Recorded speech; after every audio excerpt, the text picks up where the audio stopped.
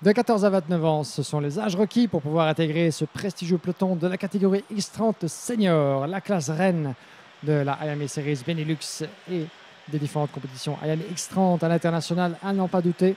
Et encore une fois, pour cette troisième manche du championnat de Belgique, plus de 80 pilotes ont répondu présent.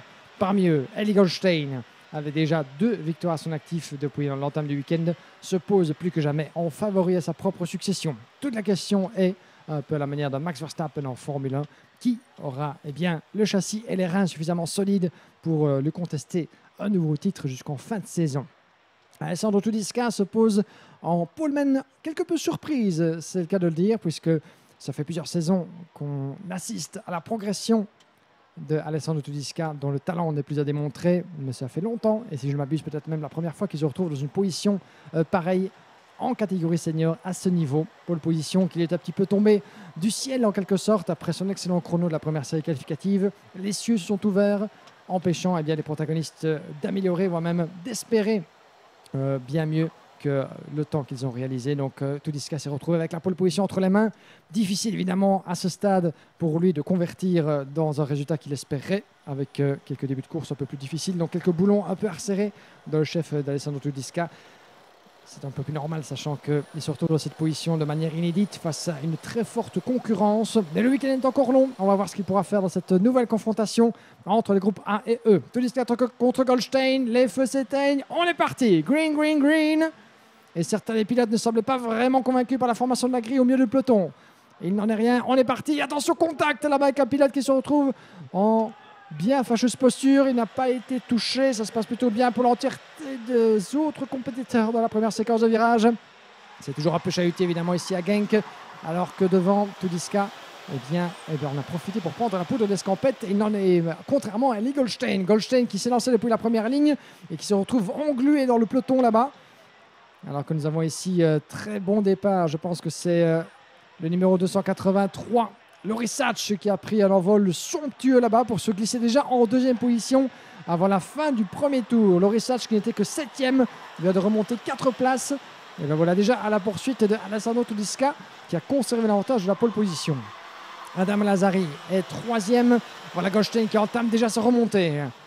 Un départ un peu chahuté pour le leader du championnat qui est déjà ravi de nouvelles positions pour reprendre la 4e place. Il a pris l'avantage sur Matthias Van de Kerkhove et Yanis Bouillet à la conclusion de cette première boucle.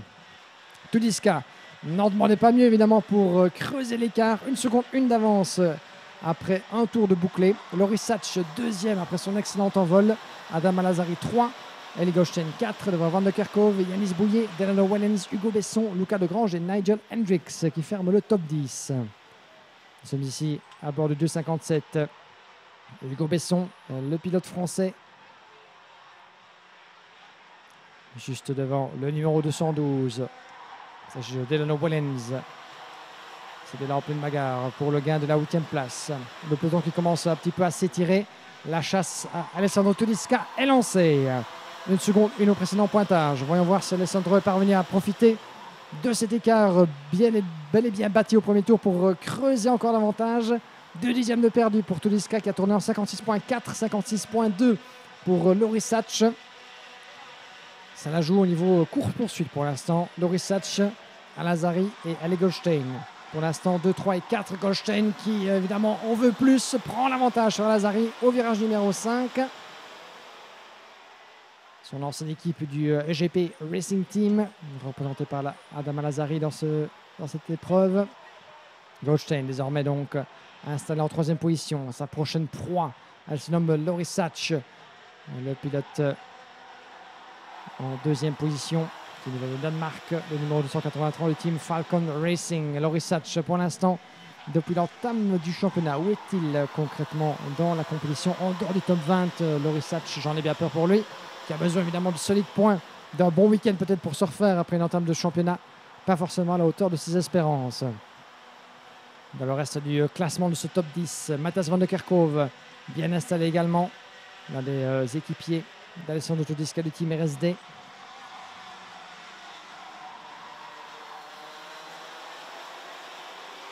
C'est pour l'instant un début de course relativement inespéré. Alors le chef de Alessandro Tudiska, qui avait plus 1 seconde d'avance au premier tour, mais voyez comme toute l'expérience et la rapidité de Loris Hatch et Goldstein qui prend la deuxième place. Goldstein est deuxième. Et à partir du moment où vous avez Goldstein en rétroviseur, ça ne peut que se profiler en danger. Quand on connaît la pointe de vitesse et l'expérience de Goldstein sur ce tracé, Tudiska va devoir évidemment tout tenter, faire usage de toute sa science également du pilotage ici pour contre-attaquer le retour de Goldstein. Toujours plus facile à dire qu'à faire évidemment. Hatch donc qui s'accroche au piloté des cartes juste derrière. Adam Azari, quatrième. Et nous avons Yanis Bouillet qui a ravi la 5e place à Matthias Van de Kerkhove. Hugo Besson toujours 7 devant Delano Wellens. 9e place toujours dans les mains de Luca de Grange devant Nigel Hendricks. Bart Ploeg, 11e place pour le pilote néerlandais. Et c'est bien malheureux pour Bart Ploeg d'avoir complètement loupé sa qualification sous la pluie, puisque 25e sur la grille de départ, il est condamné à la remontée dans chacune de ses manches. Attention, ça se tambourine légèrement là-bas.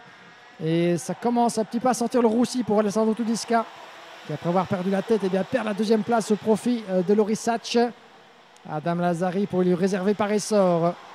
Pas encore dans le dernier virage, mais il est dans son inspiration.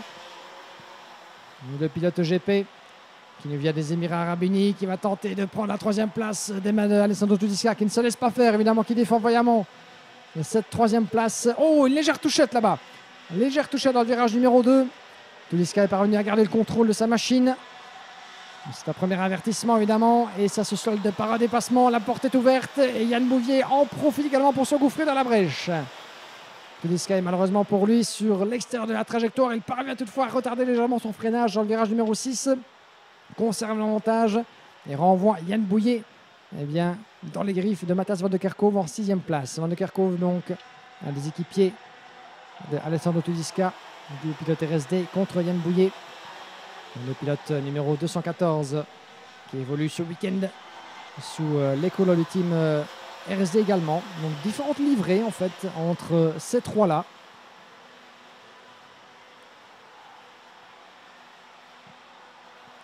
Et voilà Bouillet qui contre-attaque et qui reprend l'avantage sur Alessandro Tudiska. Car évidemment à ne pas s'accrocher avec Matthias Van de Kerkhove, le numéro 236 juste derrière. 3 pilotes sous le même auvent. Différentes livrées dans le chef de Yann Bouillet, le numéro 214. Mais toutefois, des intérêts relativement communs. Pendant ce temps-là, Eli Goldstein, en dehors de votre image, eh bien, continue à creuser l'écart. 6 dixièmes d'avance sur Loris Hatch. Puis nous avons Adam Lazari qui s'isole petit à petit en 3e position, pourchassé par Yann Bouillet. Puis à votre image, Tudiska. Hugo Besson qui a pris l'avantage. Donc, qui emmène Delano Wellens, pardon, 7e et 8e place pour Hugo Besson, Delano Wellens à la poursuite de Alessandro Tudiska. Le leader qui repasse devant notre cabine, j'allais dire, mais plutôt devant celle du chronométrage. Ça passe à la corde pour le numéro 235. Bien joué de la part de Matthias Van de Kerkhove qui a pris le meilleur sur Alessandro Tudiska. Voilà donc Van de Kerkhove 5e, Tudiska 6. Gare à la menace de Hugo Besson, le pilote VDK qui se profile derrière et il a lui-même la pression de Delano Wellens derrière. Donc on est loin d'avoir trouvé entre ces trois-là. Hugo Besson sort la menace sans défait directement et prend l'avantage sur Tudiska. Goldstein qui ne s'en laisse pas compter avec un chrono en 55,05. C'est près de plus de 2 dixièmes plus rapide au tour que Loris Hatch. De quoi filer vers sa 3e victoire en autant d'épreuves pour Eli Goldstein. Inattaquable dans cette catégorie senior pour l'instant. C'est évidemment toute la science, toute l'expérience de ce genre de pilote dans un week-end aussi long que celui-ci. Parce que de l'autre côté, eh bien, Sam Balota, Henki Kalteren, ses adversaires directs dans le championnat et pour la victoire, eh bien, doivent eux aussi bâtir sur ces bons résultats.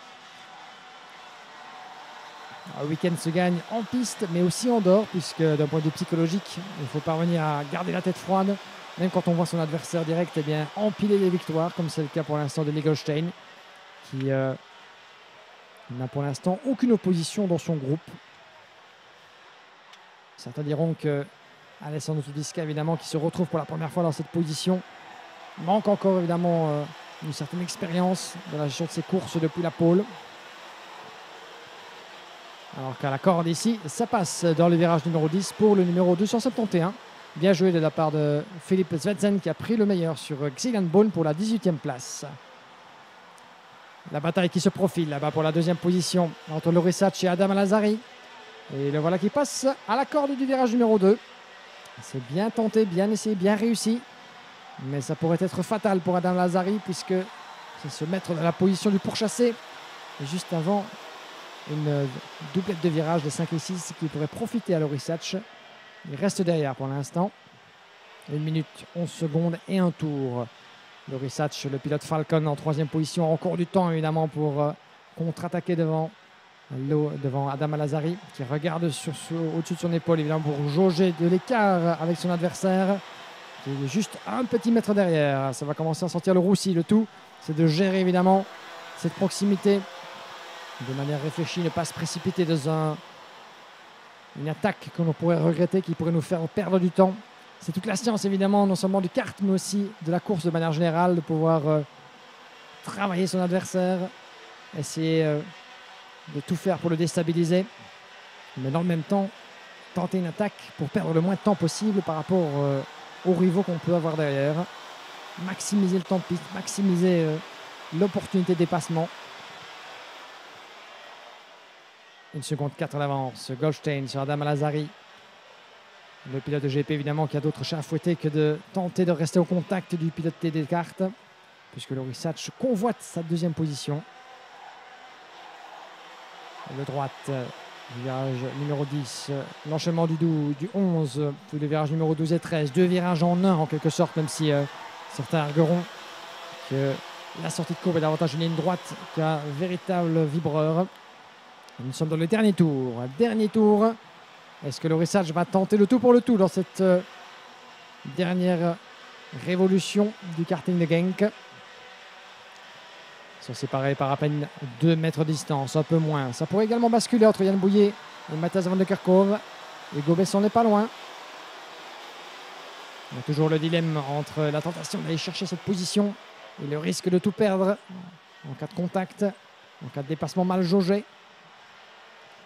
Pour l'instant, une petite erreur, là, du moins une petite hésitation à la sortie du virage numéro 8 de la part de Matthias van der Kerkhove. Ça ne profite pas à Hugo Besson qui est un petit peu loin évidemment pour lui mettre la pression.